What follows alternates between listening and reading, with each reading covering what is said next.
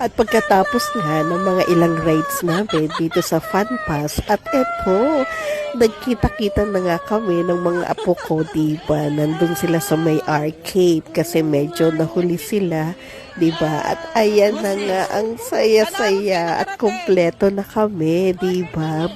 At syempre, ayan naman ang lola nyo, diba? Sabi, bless muna. And then, of course, nagmamadali na naman ang lola na, oh, magpa-picture na tayo, diba? Kaya naman po nakakatuwa tong mga batang ito. Ito yung first time namin na lumabas na talaga naman pong kumpleto, diba? Ang aming pamilya, yung mga apo, diba? Kasama. And then, syempre, ayan, yung mga bata ay talagang excited na maglaro, diba? Gustong-gusto na nilang maglaro, ay kaya lang medyo gutom na kami, diba? Kaya kailangan ay kumain muna para kahit papano may lakas tayo, diba? Sa ating paglilibot, at gustong-gusto na nga nilang pumasok dito sa may dinosaurs na yan, eh.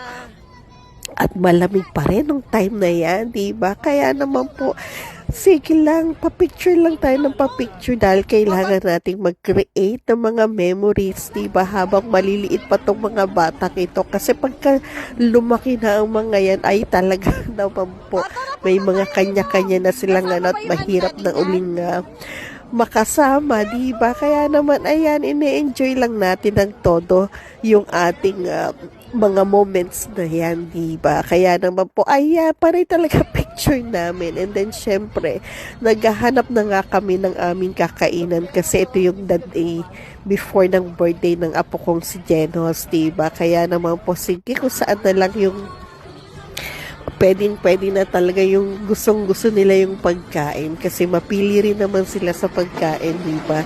Kaya naman po, yan. At gutom na rin kami kasi kumbaga sa medyo yung aming lunch ay hindi ganun ka-heavy. Kaya naman po, ayan, early dinner na, diba? And then ang lola, walang tigil sa pagkukuha ng video at ng pictures, diba? Ayun, yung apo ko talagang first time ever na siya ay naglakad ng todo. At eto na nga yung aming kakainan, diba, na restaurant, isang Chinese restaurant ito. Di syempre, kumbaga, sanay na tayo sa mga pagkain ng Chinese, diba? Kaya naman po, ayan. At eto, sabi ko baka hindi magkasya, hindi pala, standard talaga yung size, diba, nung door. And then at the same time, ganun din yung stroller na kahit double, diba?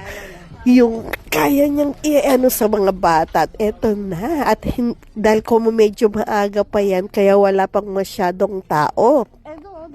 At pinaano na nga kami sa table, sa round table na ilang ba kami, diba? So, hindi ko na mabilang 6 plus 5. O so, 11 lahat kami, diba? At then, ang priority mo, diba, yung o-orderin ng mga bata, diba, o yung mga gusto nilang kainin, syempre.